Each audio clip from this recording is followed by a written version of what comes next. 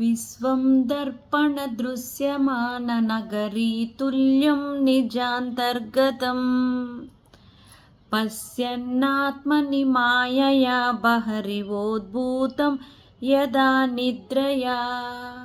यः साक्षात् कुरुते प्रबोधसमये स्वात्मानमेवाद्वयम् तस्मै श्रीगुरुमूर्तये नमः इदं श्रीदक्षिणामूर्तये बीजस्यान्तरिवाङ्कुरो जगदिदं प्राग्निर्विकल्पं पुनः मायाकल्पितदेशकालकलना वैचित्र्यचित्रीकृतम् मायावीव विजृम्भयत्यपि महायोगीव यस्वेच्छया तस्मै श्रीगुरुमूर्तये नमः इदं श्रीदक्षिणामूर्तये यस्तैव स्फुरणं सदात्मकमसत्कल्पार्थकं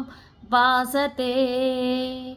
साक्षात्त्वमसीति वेदवचसा यो बोधयत् श्रिता यः साक्षात्करणात् भवेन्न पुनरावृत्तिर्भवाम्भोनिधौ तस्मै श्रीगुरुमूर्तये नमः इदं श्रीदक्षिणामूर्तये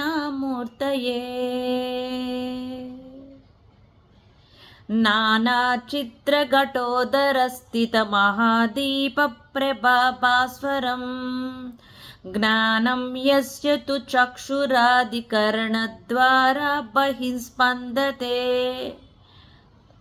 जानामीति तमेव भान्तमनुभात्येतस्तमस्तं जगत् तस्मै श्रीगुरुमूर्तये नमः इदं श्रीदक्षिणामूर्तये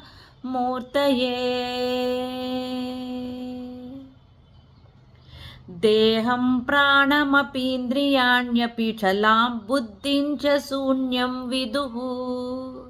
स्त्रीबालान्धजडोपमस्त्वाहमिति भ्रान्ता ब्रूसंवादिनः मायाशक्तिविलासकल्पितमहाव्यामोह संहारिणे तस्मै श्रीगुरुमूर्तये नमः इदं श्रीदक्षिणामूर्तये राहुग्रस्तदिवाङ्करेन्दुसदृशो मायासमच्छादनात् सन्मात्रकरणोपसंहरणतो यो भोः पुमान् प्रागस्याप्समिति प्रबोधसमये यः प्रत्यभिज्ञायते तस्मै श्रीगुरुमूर्तये नमः इदं श्रीदक्षिणामूर्तये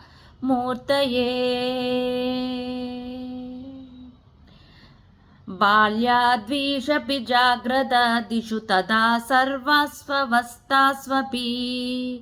व्यावृत्तास्वनुवर्तमानमहमित्यन्तः स्फुरतम्बः स्वात्मानं प्रकटीकरोति भजतां यो मुद्रया भद्रया तस्मै श्रीगुरुमूर्तये नमः इदं श्रीदक्षिणामूर्तये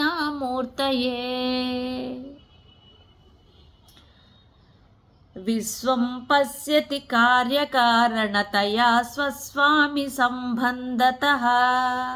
शिष्याचार्यतया तदैव पितृपुत्राद्यात्मना भेदतः स्वप्ने जाग्रति वाय एष पुरुषो माया परिभ्रामृतः तस्मै श्रीगुरुमूर्तये नमः इदं श्रीदक्षिणामूर्तये भूरम्भस्य नलो नीलोम्बरमहर्नादो हिमांशुः पुमान् इत्याभाति चराचरात्मकमिदं यस्तैव मूर्तिष्ठकम् नान्यत् किञ्चन विद्यते विमृशतां यस्मात्मा रस्माद्विभोः తస్మై శ్రీ గురుమూర్తయే నమ ఇదం శ్రీ దక్షిణామూర్తయే. సర్వంతాత్మమితి స్ఫుటీకృతమిదం యస్మాదముష్మిన్ స్తవే. తేనాస్య శ్రవణాంతదర్థమననాద్యానచ్చ సంకీర్తనాత్. సర్వాత్మత్వమహావిభూతి సహితం స్వాదీశ్వరత్వం స్వతః సిద్ధ్యే తత్పునరష్టదా పరిణితం చైశ్వర్యమావ్యాహితం.